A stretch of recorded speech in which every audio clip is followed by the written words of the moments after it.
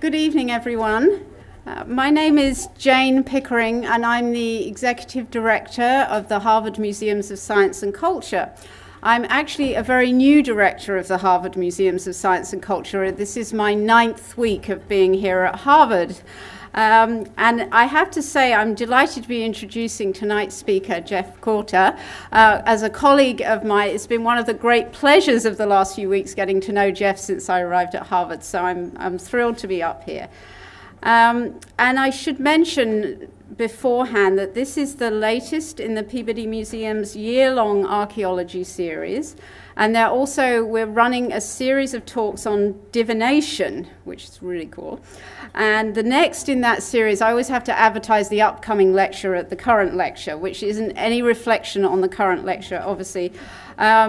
Divination through the history of dreaming with Kimberly Patton, who is professor of the comparative and historical study of religion at the Harvard Divinity School.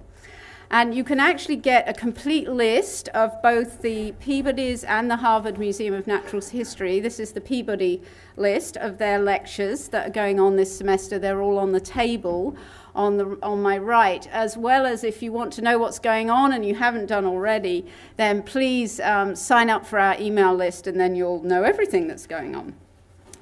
Also, after the lecture, there is a reception in the 3rd floor galleries of the Peabody. And so you can get there if you're feeling energetic by walking up the stairs that are right behind this lecture theatre. Or if you're feeling less energetic, there's an elevator right outside this door, I think, to the right. And while you're enjoying the reception, you'll also be able to look at the exhibits on the 3rd floor, including storied walls, murals of the Americas, and also a relatively new exhibit on Moche pottery, which is very relevant to what Jeff's talking about tonight, because he spent many years researching that area, and it is indeed the subject of his book, The Moche of Ancient Peru, Media and Messages, which leads me into saying you can buy a copy of this book in the lobby of the Peabody Museum. So on your way out, we hope that you'll at least you'll look at that, because it's really cool. So on to Jeff, who's going to get really embarrassed and told me I had to be really short, which of course I can't possibly be because he's done so many things. So Jeff was born and raised in New York City and received his A.B. in social sciences from the college at University of Chicago and his M.A. and Ph.D. in anthropology from the University of California in Santa Barbara. He's trained as an anthropological archaeologist, and his early career was focused on questions on the origins of sedentism and complex societies in Peru. And during a period of time when I guess it was hard to work in Peru, he shifted his research focus to examine the art and iconography of the Moche culture of Peru and began a long-term archaeological project in Costa Rica. He has also developed an interest in the different discourses of art history, anthropology, and history in discussing the past, and recently an early interest in issues of the origins and nature of complex societies. He has shifted to focus on viewing social and environmental changes over long periods of time. Since 2002, he has been working in cooperation with Peruvian archaeologists at the El Brujo Archaeological Complex in the Chicama Valley, where he currently directs a multidisciplinary study of a 16th century colonial town and church complex, Santa Magdalena de Cao. He has published on a number of topics in archaeology, as well as edited numerous volumes, most recently, as I mentioned, the Moche of Ancient Peru book. And among his edited volumes are Gold and Power in Ancient Costa Rica, Panama, and Colombia, with John Hoops, and El Niño, Catastrophism and Cultural Change in Ancient America. He has taught at Ripon College in Wisconsin and served as the Director of Pre-Columbian Studies and Curator of the Pre-Columbian Collection at Dumbarton Oaks. And since 2005, he has served as Deputy Director for Curatorial Affairs, Curator of Intermediate Area Archaeology at the Peabody Museum, and Senior Lecturer in the Department of Anthropology. Last year, he was named the William and Muriel Seabury Howells Director of the Peabody Museum of Archaeology and Anthropology, and it's a great delight for me to introduce Jeff tonight. Thank you.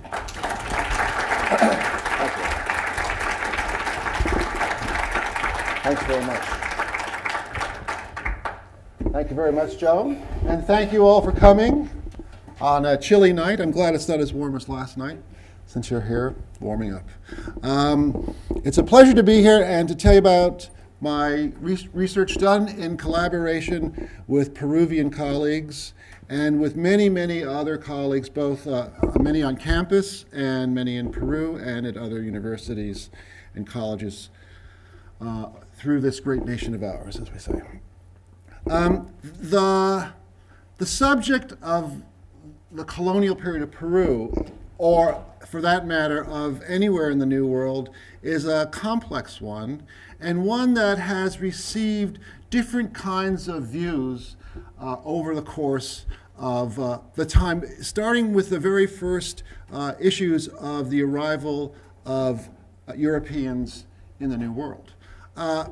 We should remember that in looking at the historical background of the materials we're going to look in more detail tonight, that at one time the idea,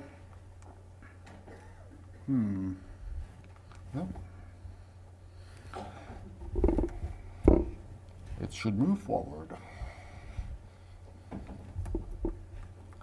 Have a little technical problem here. It don't seem to be advancing.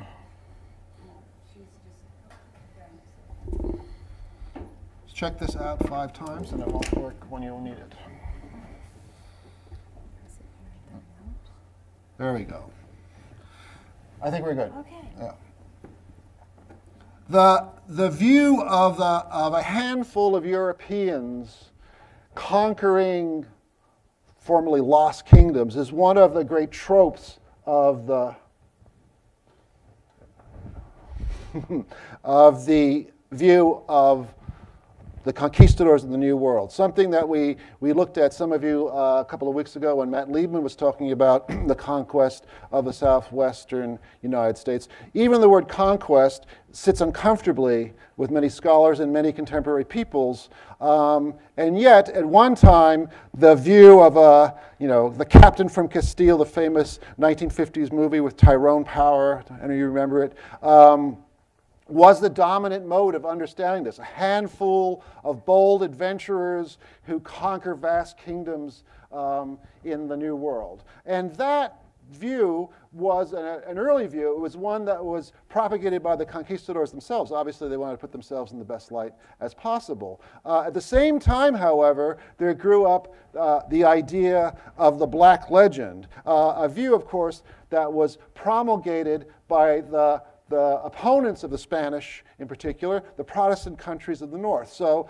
much of what our understandings and our views of the 16th century encounter of the Old World with the New World is based upon 16th and 17th century conflicts within Europe itself, as they were expressed in writings. And one of the other great tropes is the idea of the missionizing process, of the civilizing process of Europeans bringing civilization to a benighted peoples of the New World.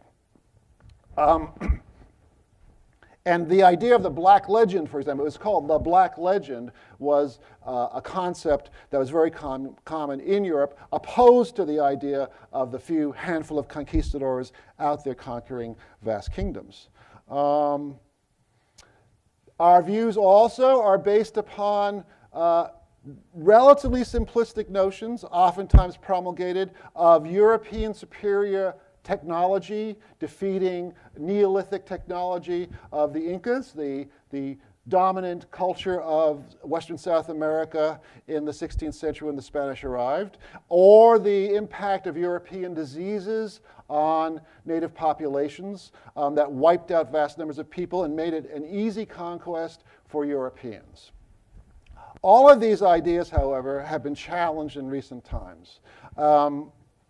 There is the view of the depredations of Europeans on native peoples, but how native peoples interacted with the Spanish and what the process was of the initial arrival of Europeans in the New World and what happened in the subsequent times is a much more complicated, involved story than a simple one of either a handful of conquistadors conquering vast kingdoms or of the Black Legend.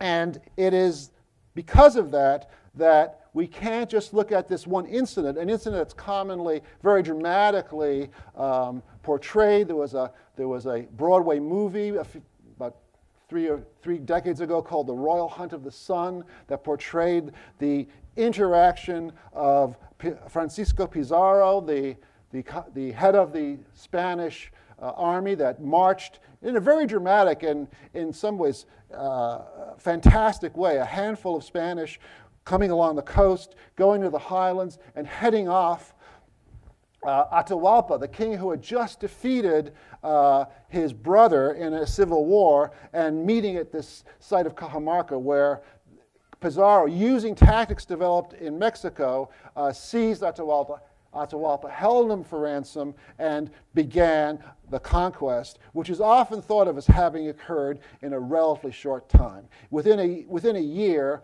they're at Cusco, the Inca capital, and seizing it. But that's not the story. The story is actually, that all happened, but the story is much more complicated because, first of all, resistance was much more prolonged in terms of native peoples. The Inca, while they were the dominant military and political power, had only recently subjugated many other peoples who did not identify themselves as Inca at the time period.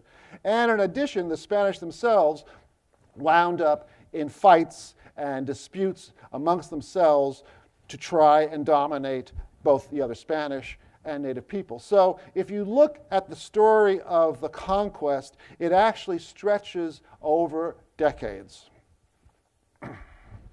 And this grand story that I've just told you, and it is rich, it's fascinating. You can read a library of books on just these events of these 10 years or so, or 40 years or so of the initial period of the Spanish encounter and presence in the New World. But there's more to it than that. And another major issue is the fact that most of what we knew about the conquest and the encounter was based primarily upon documents that were written by the victors.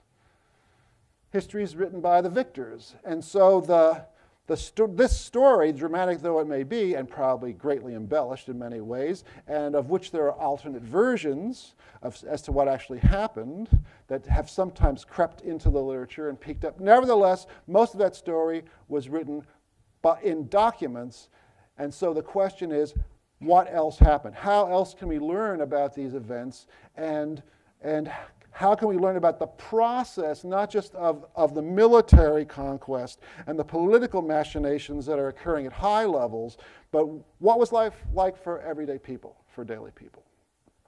So if we trace this long story of 1532, he arrived late in November, Pizarro captures Atahualpa. By 1556, a viceroy is appointed, but nevertheless, in that intervening 20 years, a generation, an average lifetime, a generation of struggle. What else happened? Well, even by 1556, things were highly unstable throughout the former realm of the Incas, mostly consisting of modern-day Peru, parts of Ecuador, Bolivia, and northern Chile. And some kind of stability was not established until 1571, when this fellow was appointed viceroy, Francisco de Toledo. And Toledo was a viceroy, so he was given the power of a vice-king in Peru, a great amount of authority, although it did not go unchallenged even within the Spanish world in the colony.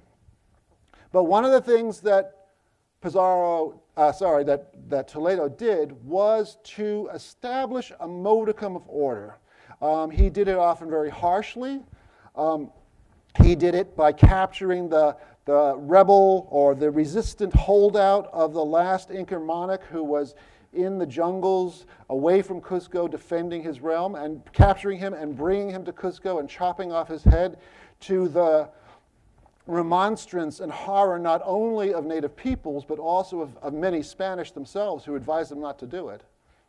And he established a number of communities that were based upon a European town plan. And these new communities were called reducciones, or the singular is reducción. The idea had been around since Columbus's time. It had been attempted and implemented in many, many other places in the New World. It had been implemented in Peru, but what Toledo did was implement it with vigor.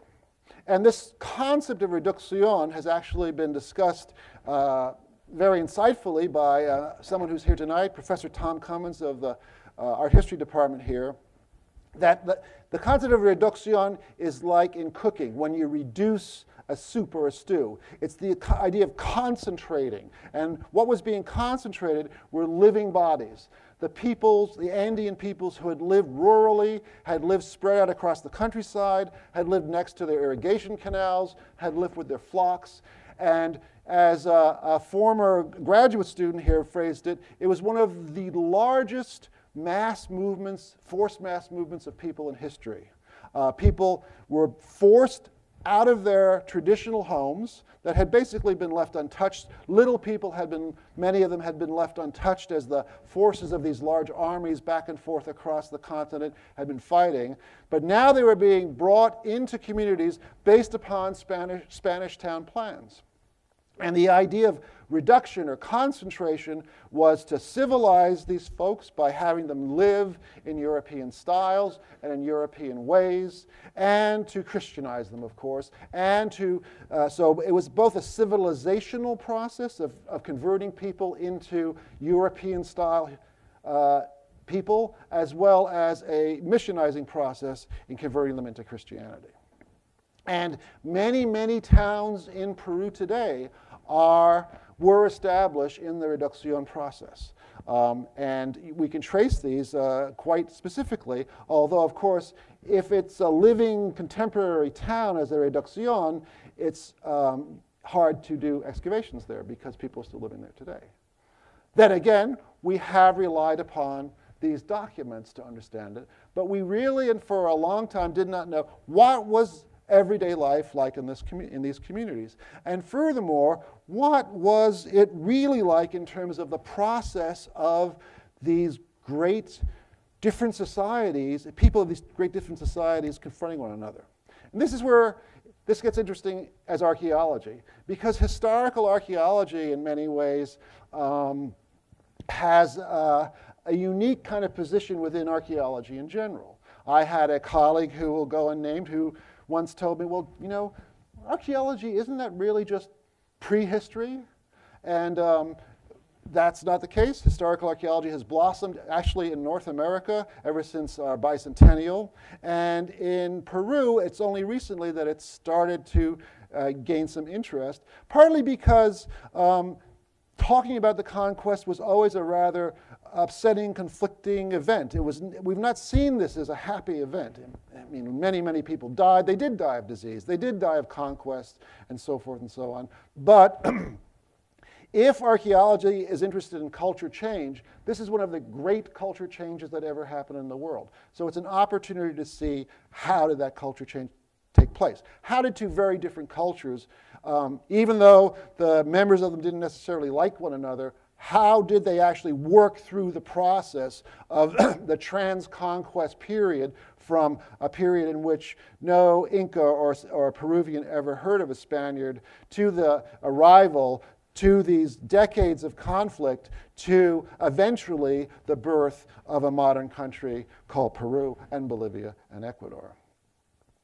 So it was partly because of these questions, and partly because I was particularly interested in how could archaeology look at these issues of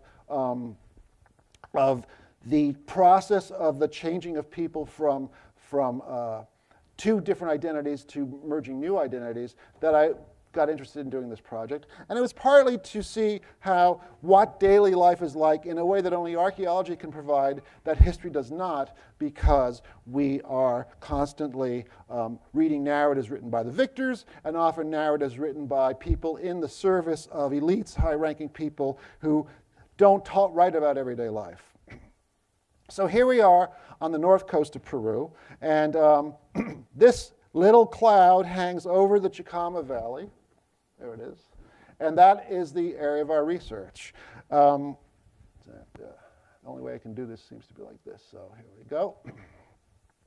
This is a view of the coast, thanks to Google Earth, at 20 miles in height.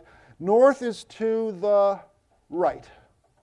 So we're looking down the coast to the south. We went down this way far enough, we'd eventually get to Lima. The nearest big city is Trujillo, founded very early in the colonial period, named after Pizarro's hometown back in Spain.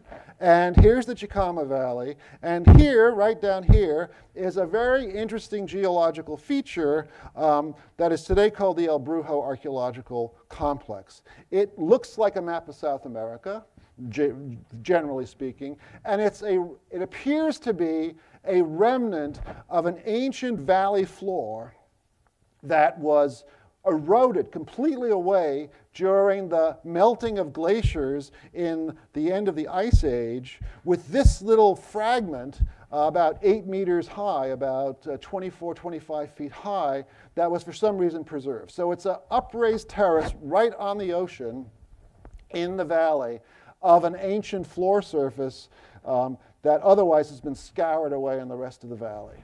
And it's an amazing site. If you go to Peru, you definitely have to go to the El Brujo complex and see the archaeological marvels. It has one of the earliest known archaeological sites easily accessible for visitors called Huaca Prieta, which is a historic site. It's the first place where the pre-ceramic period dating to 3000 BC was defined back in the 1940s.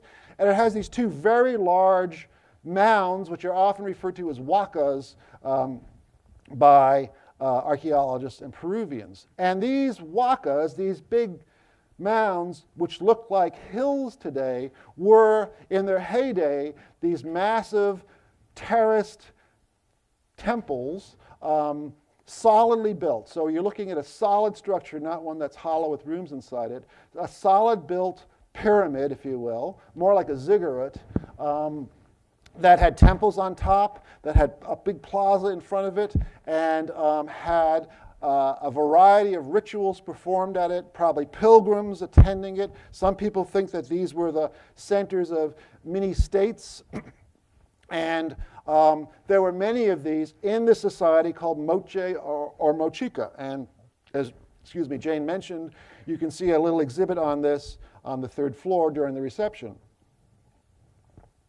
This civilization lasted between sometime around AD 100 to about AD 700 or so. And then it collapsed. Why did it collapse? Long story, other lecture. But it collapsed, and when it collapsed, these sites were abandoned. So this is what one of the huacas, the Huaca Cao Viejo, looks today, and you're actually looking at a corner that's been revealed. These may have actually been deliberately decommissioned so that they were covered up, the adobes, the walls were torn down, and the sites abandoned, and then just left there. People went away. Why'd they go away? Long story.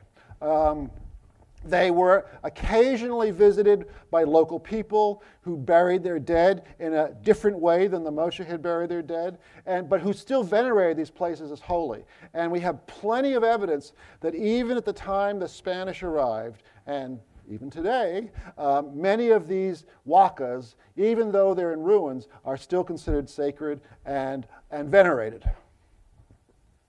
So in the 1500s, these were just big, lumpy-dumpy mounds that were considered holy, but were not functioning. And now we come to the real heart of the story. We know that there were 6 reducciones in the Chicama Valley, established probably in the 1560s. And in 1578, when Shakespeare was 14 years old, to give you some reference there, in 1578, there was a massive rain and flood on the north coast of Peru. This was due to, it's interesting, if you would have given a lecture 10 years ago, you'd have to explain what El Nino was. I think everybody knows what El Nino is now. It's the change in the currents off the coast of Peru that cause changes in weather that resonate all the way into North America and even Europe, but it's particularly severe on Peru. And what happens is dry desert areas are inundated with rains and floods, while highland areas are in drought because the rain's falling on the coast. So there was a massive flood, and the people in these reducciones, the natives who had been forced there to live there by the Spaniards, were forced to flee. And we have this account that was written several years after the event when a Spaniard was sent to evaluate what had occurred, and this is what he said. At the time of these rains in the town of Cao of Chicama, which was next to a river of this valley, when the waters overflowed its banks and covered the entire valley, the Indians of that town sought refuge in an old town that was next to the ocean at a high place where they stayed and still occupy it today. And so now you're actually looking at that complex, by the way, from the southern tip upwards. Okay? Local people have said that their old town, because there is a Magdalena de Cao today, by the way, but it's that their old town, the one that they had fled to, the one that matches this description, was at the archaeological site.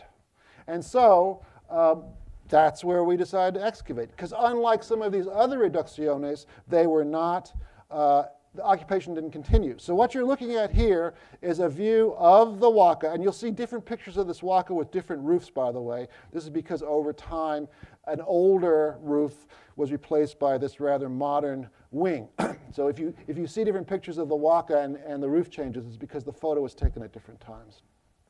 So this is the abandoned waka, and this was its plaza, that big plaza you saw in the earlier picture. But this rise in the plaza is where a church was established, a church complex, not just the religious building, but a whole set of subsidiary buildings as well, in the actual plaza of the church, of the waka, which had been abandoned.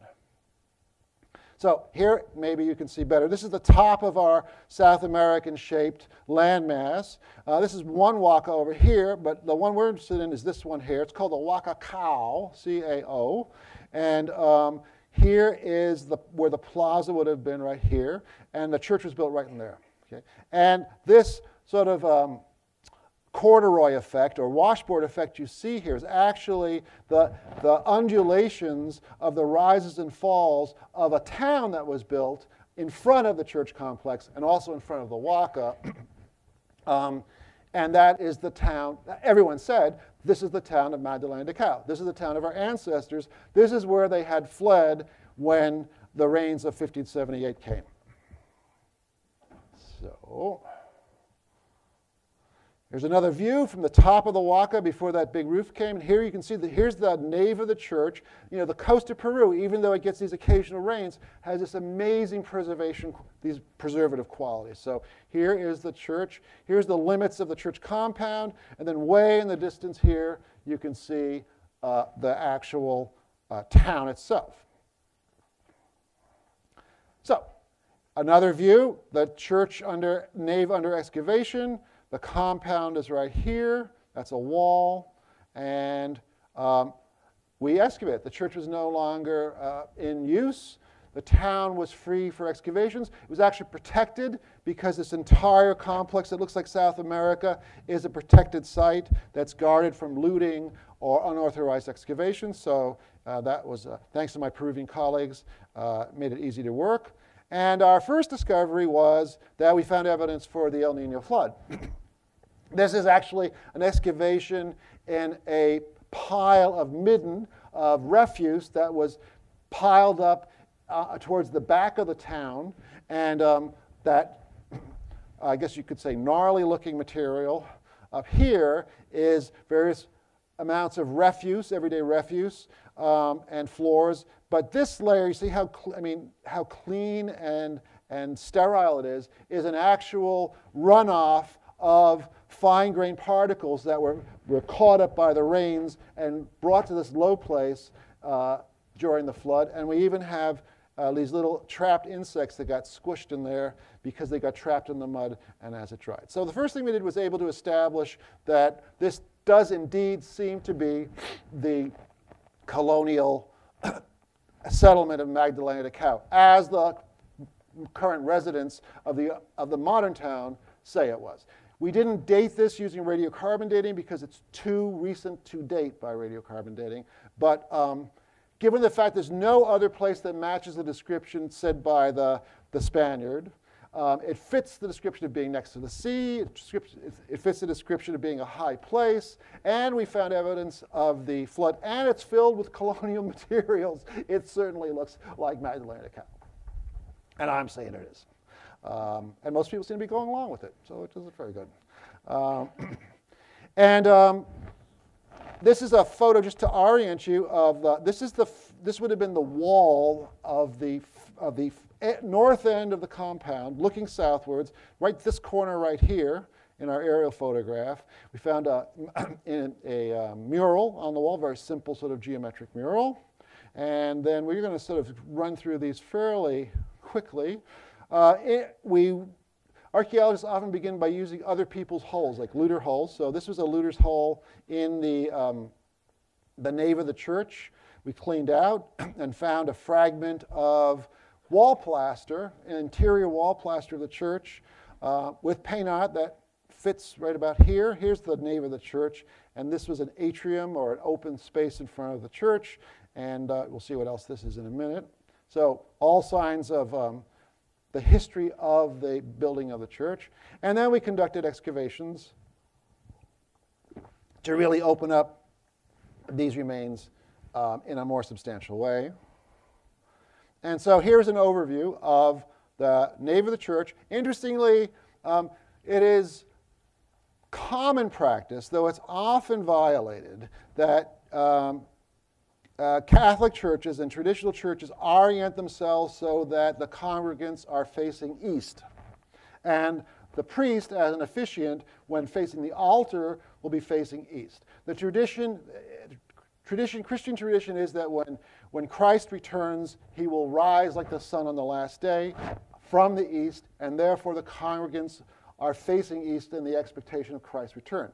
Now, there are numerous cases in Europe and in the New World where that orientation is violated for also sometimes very practical reasons.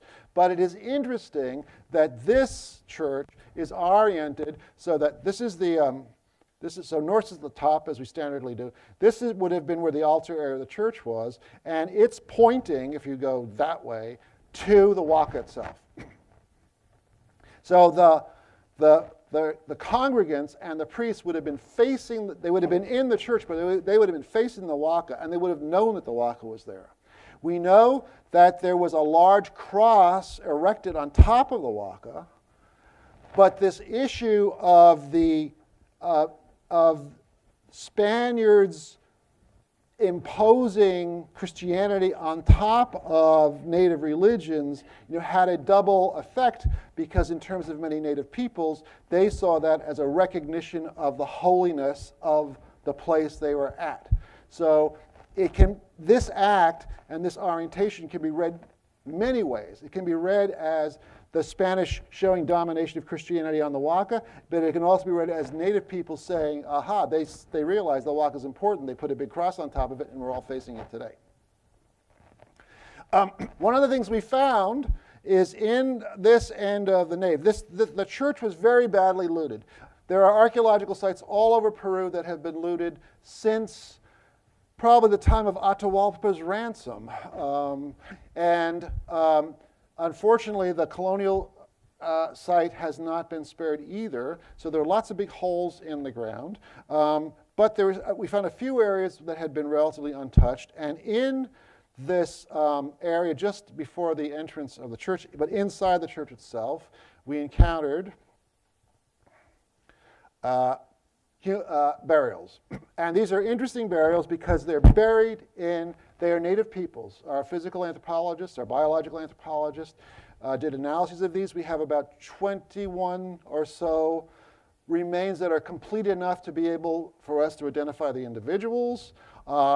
They are in European Christian-style burial posture. And there was a little blue bead here, which is an early colonial bead. So all the evidence is there were some fragments of textiles. Now, why I said that preservation was great, it's not perfect, but there were a few fragments of textiles with these individuals that suggested they were wearing something like native dress. And they were apparently Christianized peoples.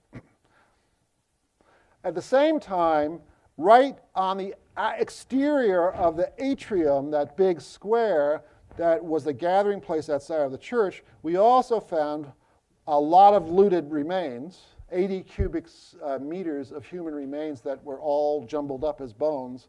But we did find the remains of this woman who was buried in an Andean style, in a Pre-Hispanic style, next to the wall, but outside of the church, but within what we think was the church cemetery.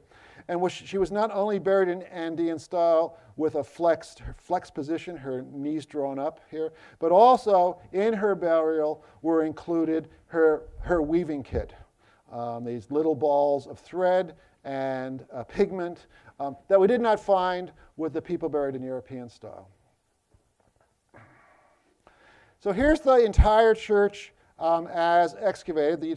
We have the nave. This is where the burials were found. The altar area. We found a baptistry, a room specially designed for baptism. Of course, as a missionizing enterprise, you needed to have a special place to baptize individuals. A sacristy, a priest's changing room and sort of office. And then a complex over to the right that had a bakery, hearths, we think possibly a schoolroom, and a few other features. And so one issue is, well, if they fled in 1578, when does this church date to exactly? We don't know. We have to assume that relatively soon after the initial shock of being forced from their homes, after initially establishing themselves at this place, that they built a church. But it may not have happened right away. On the other hand, Andean peoples are very industrious, and these are adobe bricks. Putting this up could have happened fairly quickly. Our studies of the church show that it went through 2 or 3 remodelings with some details of different painted plaster on the walls around the sanctuary, the holiest part of the church, with some signs of cracking, perhaps due to earthquakes that were repaired. And then there was a major collapse. A major collapse as indicated by this slide here, with this large wall, which is actually located about here in that photo, that completely collapsed. It was one whole side of the church wall, and probably much more, that collapsed in a major earthquake. We know from, there are very good historical records. So we have the historical records of when these events occurred. We know that there was a major earthquake around 1690. And for reasons we'll discuss in a few minutes, we think that it's the 1690 earthquake, or there was another one in about the 1680s that was what did in the church. It did in the church, but it didn't do in the townspeople.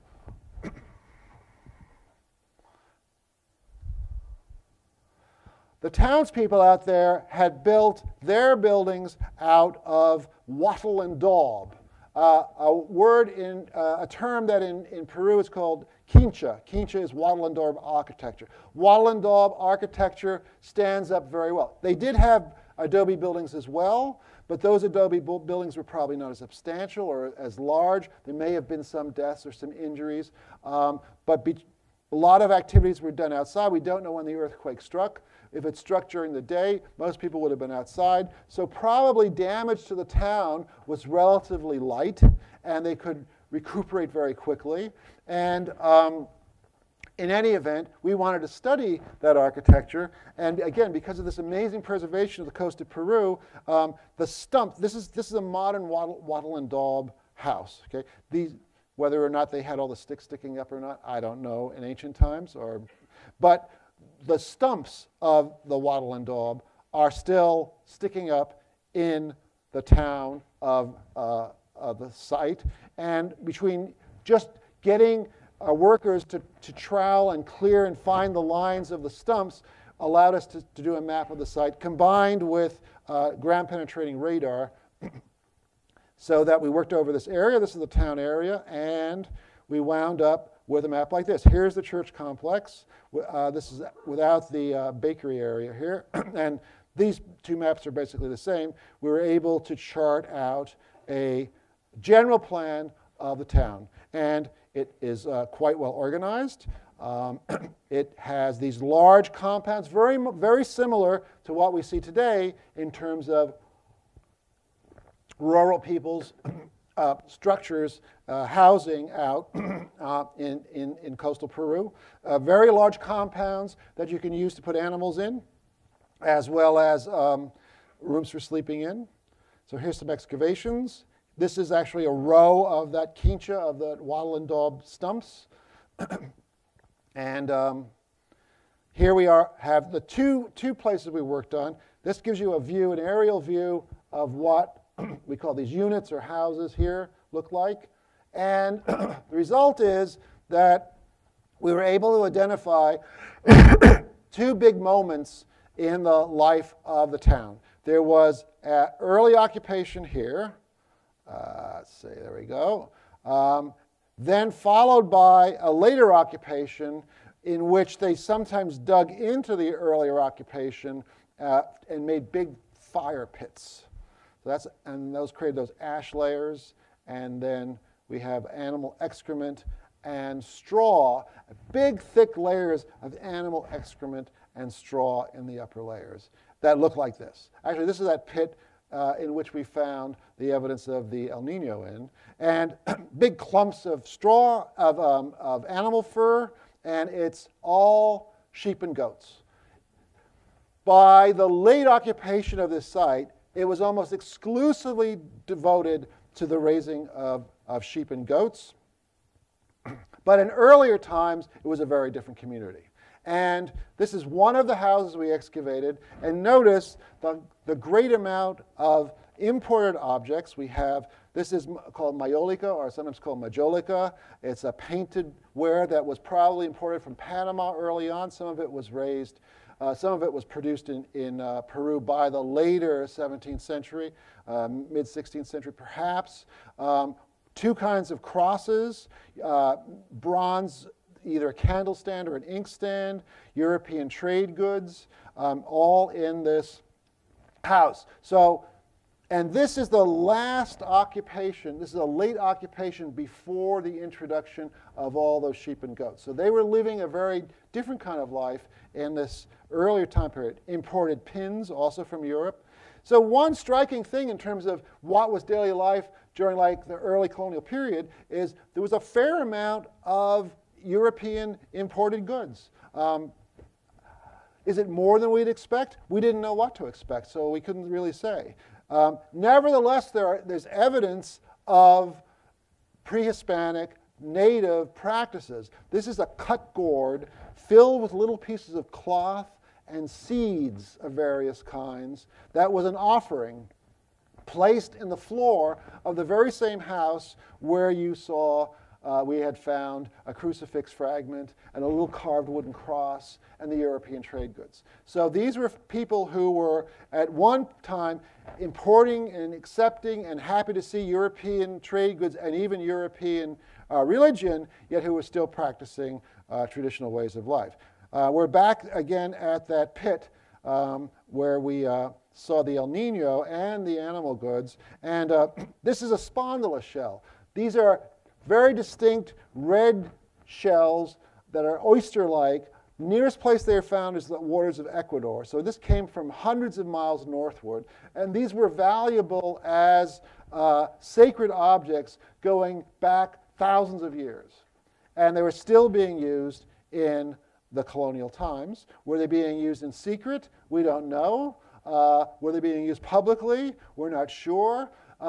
This was the back end of the town, and we found evidence of a practice in which it appears they would take a cut gourd, they would light smoldering material in it, they would sometimes put a European-style bead in it, and then dump it like that on top of the ground surface. It was probably part of a ritual of some sort.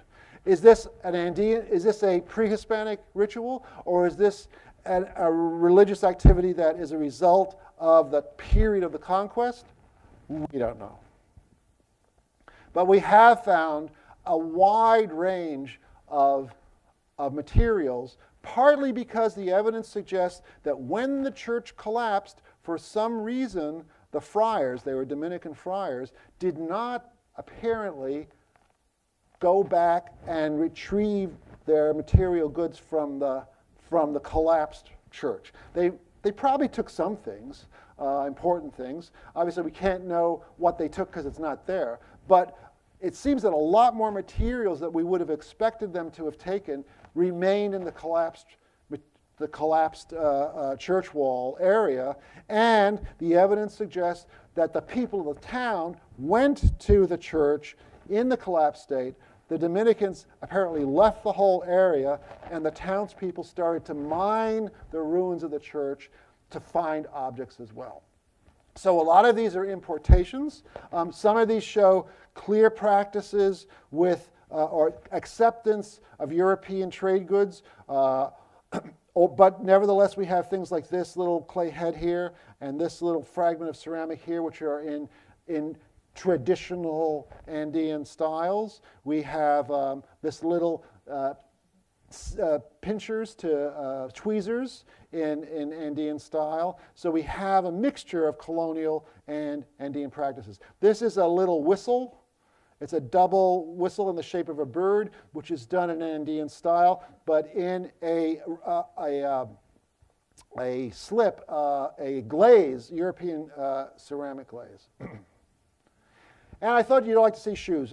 Shoes are very big these days. We have all sorts of varieties of shoes. We have, all archaeologists sometimes make their careers on find the earliest something, right? Well, I think I have the earliest cigarette butts in the New World. These are cigarette butts. We had to test to make sure it was tobacco, because one of the Peruvian colleagues said, "Oh, they're wrapped in Bible paper. We used to do that in the 70s for joints."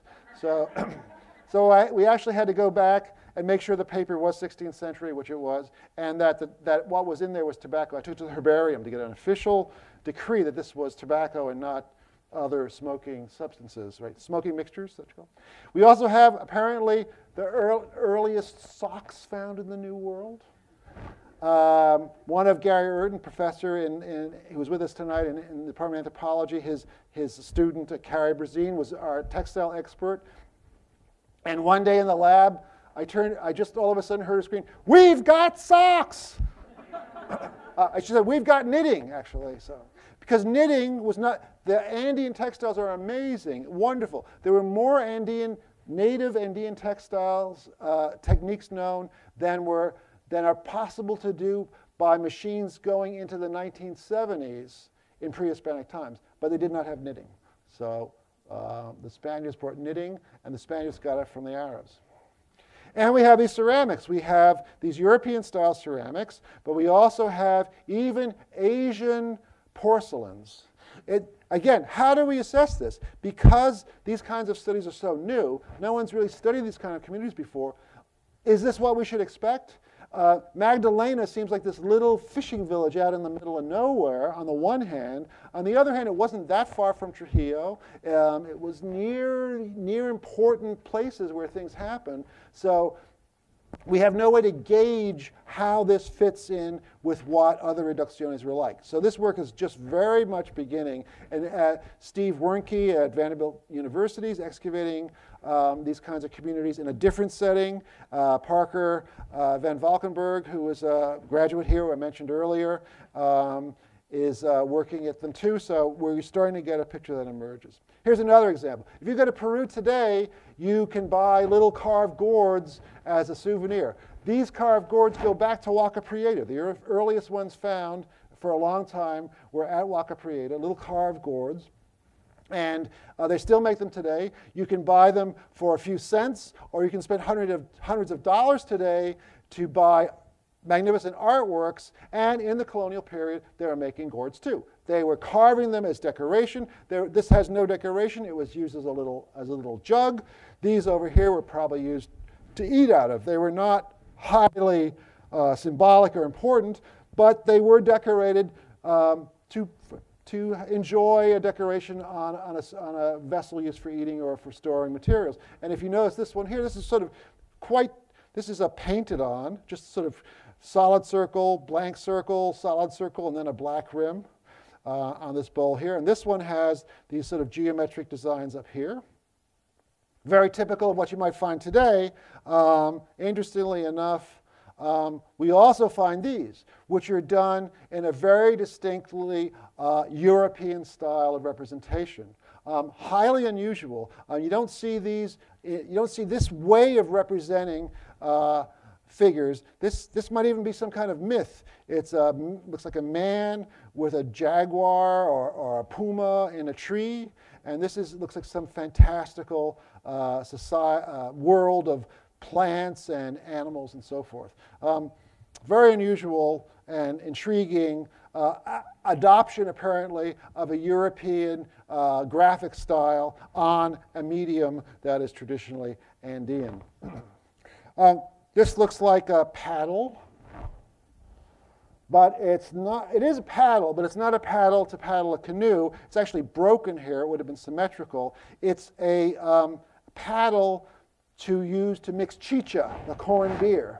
This is a moche representation of mixing chicha. This paddle looks a little bit different, but lots of modern paddles, recent paddles have this shape. So they were they were making corn beer, and very possibly the priests were allowing it because this was found right next to the church in a deposit that suggested had been deposited there relatively recently. Everyone needs a drink. These are adobes that came from that collapsed wall, and is this an attempt to write or to duplicate writing with these squiggles here? Don't know. Is this a sun here with a house here and fields, chakras here? We don't know. It does resemble something known elsewhere in the colonial period of indicating the sun and the moon and the farm fields, a cosmovision of the world. So we need to explore that as well.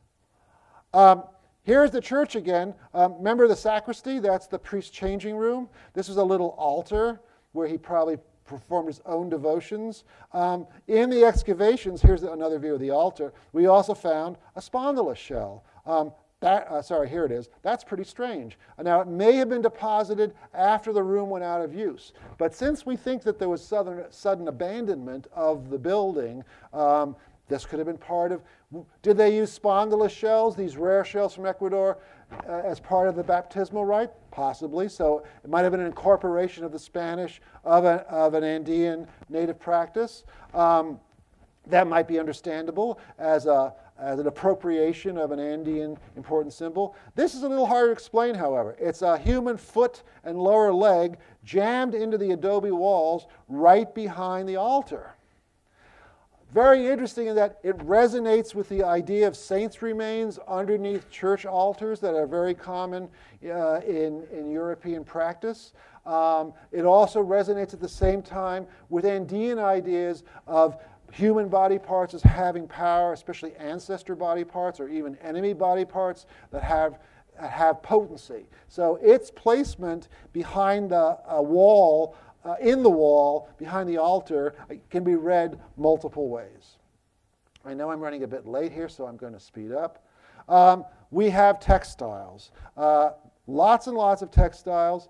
Here we have a mantle in indigenous style that uses a European technique, and this is all thanks to Carrie Brazine's work. Here we have a textile using indigenous techniques in a quasi-traditional style, and then we have these massive textiles that are cotton textiles painted in a long-standing Andean style, but with motifs such as these crosses down here that seem to hint perhaps of some European influence. And finally, we have ceramics. This is a style of ceramic. It's called a double spout and bridge bottle. It's like two bottles joined together with a handle that bridges the two. This was done before the Spanish arrived. This was probably done by an Inca or the culture prior to the Inca known as Chimu. And when the Spanish arrived, there was a long period of time where people continued to make those kinds of ceramics, but they put the Spanish lead glaze on them so that now we have a green ceramic, these often green or yellow lead glazes. So it was the same general idea. This is what we found. We found the finial on one of these here. We didn't find a whole vessel. These are from museum collections. But it's a good example of an indigenous appropriation of a European technology, in this case, to continue to make vessels in a style that they like. And finally, we found documents. Now, part of the reason I did this study was to try and get away from documents. The whole idea was to see what archaeology could tell us about the colonial period without having to rely upon documents. And then I find them, and I'm digging them up. So that's the way it goes. And we're certainly happy we found them. So this is initially finding them. Papers of all kinds. Because when the church was abandoned, it apparently collapsed on the library, or it collapsed on where they kept the books if they didn't have a library. And if the friars saved some of the precious books, they didn't save all of them, or the documents. So this is a 17th century view of what a lawyer's office or a scrivener's office used to look like. We can use not only the documents themselves, but paintings and art done in the late 16th and 17th century to understand how these documents function as artifacts, not simply what the documents say themselves. We have printed documents. This is, again, Tom Cummins was very kind in informing me that this is actually a page from the first Spanish dictionary by a guy named Muriel, which was done actually many decades before our occupation, but continued in use for a long period of time. We have dictionaries, we have playing cards, we have prayer books, excuse me, and we have tracts on religious practice. We have handwritten materials, including musical notations, as well as letters and other kinds of documents that were written by hand. This is writing practice. This is one of the most blow-me-away finds, because this is somebody practicing their B's, distinguishing their B's from their P's and their R's, the capital B's. And these are actually, hard to see here, repeated sentences like every good boy does fine, or the quick brown fox. This is writing practice. Who is learning writing? Are these novitiates? Are these young Spaniards or Europeans who are part of the community? Unlikely. There probably weren't many Spanish living in this community. It was probably mostly native people. So it seems like the friars are teaching local native peoples to write, which is very interesting indeed, because for a long time in the early colonial period, there were laws that they should not teach them how to read. They should not teach them how to read, and yet someone's doing it. Now, of course, if this site was occupied between 1578 and 1690, this is a tiny period in terms of archaeological time, but it's a huge period in historical time. So it may have been legal if it was later in the time. Moving on, we also have these cutouts. Now, it seems that these are in the town after the church collapses. The townspeople go into the community, they get scraps of paper, and they do cutouts. Hey kids, you want to see this? Look at this. Ooh, it's a butterfly. or it's a spear point, or are these more laden with religious ideas than just fun things to do? Another question. I don't have answers. This is a tiny piece of paper which is really cool because it basically says, to my Padre Friar Garcia de Aro, that's his name, Garcia de Aro. He's the Padre of the cura, the curate of the doctrina, is the place, the doctrinal place for spreading of, in brief, Magdalena de Cao, of the order of preachers. So we have the name of one of the, we have the actual written document written to one of the priests who was at Magdalena. There are other sources too. Some of you may have heard this. This is the only complete, really the only complete document we found. It's a letter being written by a servant of a priest who basically says something like, I went to get that bolt of cloth that you asked me to get, but the guy was being really difficult and I couldn't do it. And that's, when we got it, it was like, this is so cool. It's a complete letter instead of a fragment. Because, I mean, it was amazing to find this stuff in the first place. Then you get spoiled. Like, oh, well, they're all fragments. It'd be great to get a complete document. Well, we got a complete document. But it got even cooler because when, see how it's folded? I mean, this, you see the fold lines, right?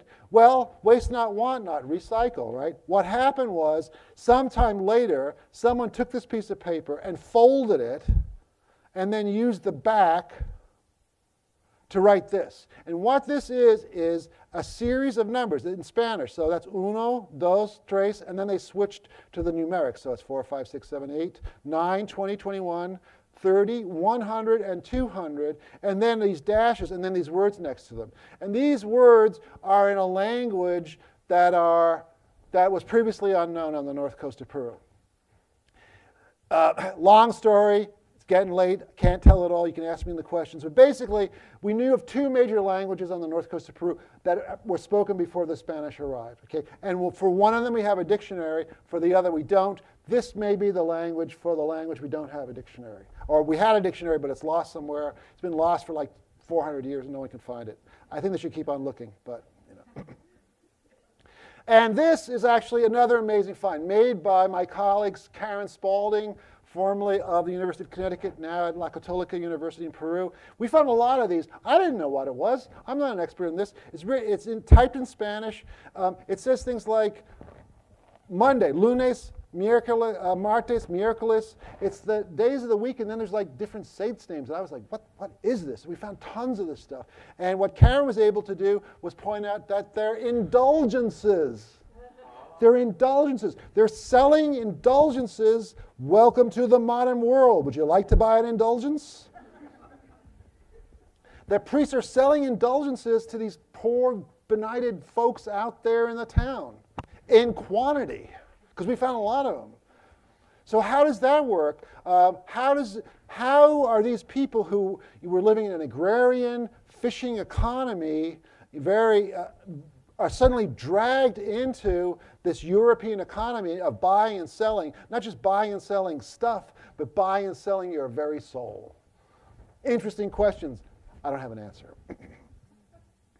And then we have done research shifting from that to subsistence economy. Again, I have to keep this fast. I know I've been going on too long. But we found out all sorts of interesting things about what they were living on. For one thing, and this was done, by the way, by a Harvard undergraduate for her senior thesis. Some of this work was done by her. We compared the trash remains near the church with the trash remains in the town. They were all eating sheep and goats and corn as major foods, and fish, a fair amount of fish. But in the church, they were eating a better quality fish. There was more better quality fish in the church. This is pretty good fish you can get today, chita in Peru. The sucos, a sort of less desired quality fish found in the town. Although these things are often very hard to judge. But it seems that the priests were eating slightly better. We also, in our first study of the plants, we found all of these European plants. Really weird ones, too. I mean, a lot of these are key lime. They're making key lime pie. I don't know. Golden shower tree, these are clearly ornamental plants. We see this desert today, but it may have been, they may have been gardens. Oftentimes churches have gardens. We'd expect gardens. So we had a problem because given that our research suggested that, remember, the church collapses in 1690, but the people stay on for, well, we didn't know exactly how long they stayed on for. Thankfully, a young Spanish scholar who's working here in the Harvard this year, Rocio Delibes, was able to start to guess, not guess, but through her research, we've been able to figure out the church was probably, the town was probably occupied into the 1720s, 30s, or 40s. We're narrowing it down. So some of these might date to that later time. By the 18th century, you would expect these plants in Peru. So how do we separate out that first moment of the colonial experience versus the 18th century when we're talking about the Bourbon monarchy? 18th century Peru was a lot like, think of the difference here between the very first colonists in Plymouth versus the 18th century. And that's even a shorter time period. It was quite a different place. So what we did is, this past summer, and again, another grad student, Ari Caramanica, was very crucial in getting this work done. We found a place where we could be pretty sure we were excavating in a very early colonial stratum. And what we got was this now, and we collected everything. We didn't screen anything. We took the whole sample and brought it back. And you can see we've got maize, chili pepper, bottle gourd, no foreign introduced plants there, and a pretty basic diet, again, of maize, and some animals, imported animals, but a lot of fish otherwise. Here's Ari excavating. Another place that became very promising. This is a house area that we excavated at the western end of the eastern end of the town. Different place we've been digging before, and in excavating there, we've again.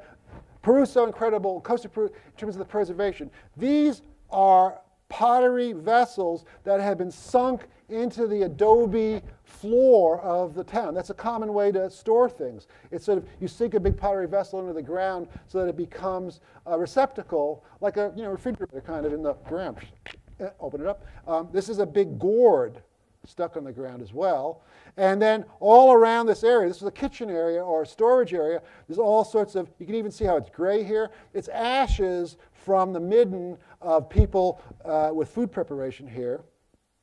And so we had stuff inside the pots, we had stuff burned on the pots, and then we had stuff all around the pots in the soil. So we could analyze that. And there's these little starch grains that are unique to each plant, and there are also these things called phytoliths. They're like little crystals that exist inside the fibers of plants that are also distinct to each plant.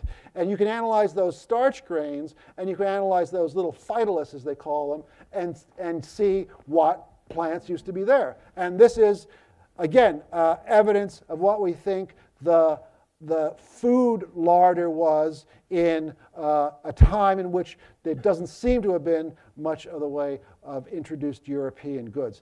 We have lots of potato, maize, manioc. Manioc, yucca, is quite a popular food in this place. And lastly, you can, if you don't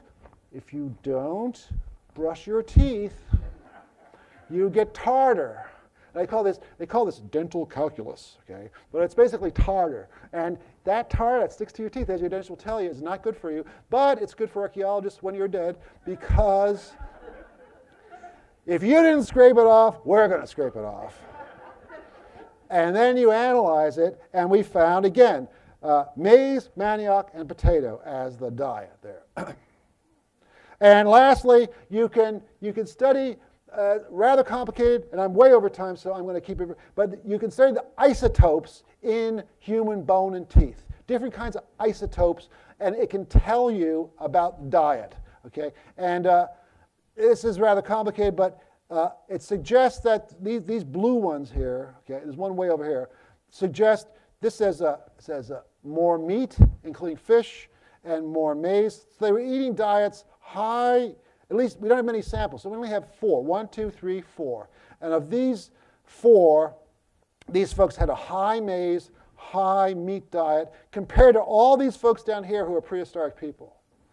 So again, it raises issues. We think of the colonial period as a terrible time for native peoples, and yet, comparably, they've got better diets than anybody of these other folks in prehistory. Now, this is a very preliminary study, so we have to see. This is one outlier. So these are high maize, high meat. This one's high meat, but not high maize. Might be a fisherman. We haven't done enough studies to distinguish between meat, meaning sheep or goats, and fish. You can do it, but our studies just aren't there yet. So, last question. Why did they move? I mean, I'm glad they moved because we could dig it instead of disturbing people in their houses today. Here's the site, and here's the modern town of Magdalena de Cao. It's only 4 kilometers. I've walked this many a time. It's a bit of a walk, but it's not that bad. And why they only move 4 kilometers distant? Don't know. When did they move? Not sure. But again, we're working on this. Now we're going to use historical documents. Archaeology can't produce dates fine enough to separate out decades. And again, Rocio's doing a great job. She's found these maps. They're very interesting. How much can you trust them? Don't know. Isn't it great? I'm telling you all the things I don't know, but I don't know. This map shows folks right down on the coast. Here, Magdalena seems to be inland. Now, is that just sloppy cartography, or does that mean that by the 1770s, when this map was made, that they moved inland close to where they are today? I think, actually, it's not sloppy cartography, that that's the case. And lastly, this is a really cool one, because this is a map of the whole canal system of the valley. One thing we do know that what happened in the colonial period is that the former system of how the canals work broke down. We don't know exactly how the system worked in pre-Hispanic times, but we know that there was a system for the adequate, obviously there were fights, it didn't always work very well, but there was some system for reasonable distribution of water that broke down so that people who were at the lower ends of the irrigation canals often were suffering because they didn't get water. They were at the end of the line. Everyone was tapping the water farther upstream. And we have numerous cases where people were complaining that they couldn't even have drinking water, the water was so scarce. Was this the case at Magdalena? Seems like it, except for the weird problem that they only moved 4 kilometers away, and it's not actually, as far as we can tell, directly on the line of the canal systems. So many questions remain, but we do have a much richer view of what everyday life was in the colonial period than before, because we're now getting down into looking at what it was like in terms of Christianity and paganism, in terms of different diets, in terms of how they're accepting writing and other rituals. And this is carried on with a larger project we want to do in looking at the relationship of El Nino, climate change, and culture change in Peru. That's my story. I'm sticking to it. I want to thank you for listening. Sorry I went on a little bit too long. Thanks to all these people and all these, and you too. Thank you.